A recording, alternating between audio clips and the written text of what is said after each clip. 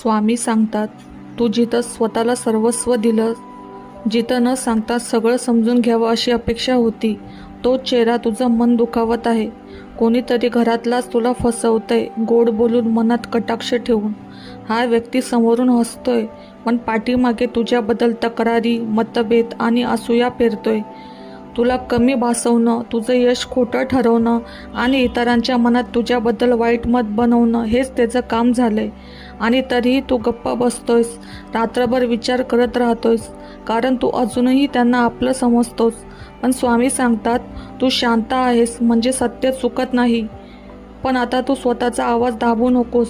ही व्यक्ती घरात आदर मिळवणारी आहे, सल्ला देणारी, नियम लावणारी, पण त्याच्या नियमांमध्ये तुझं अस्तित्व हरवतंय.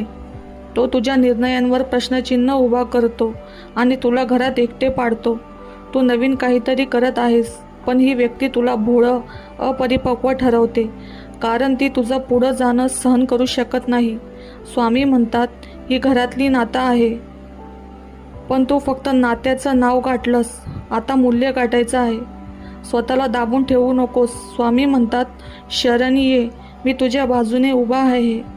मी तुझं सत्य जगासमोर उघड करीन. तू एकटा नाहीस.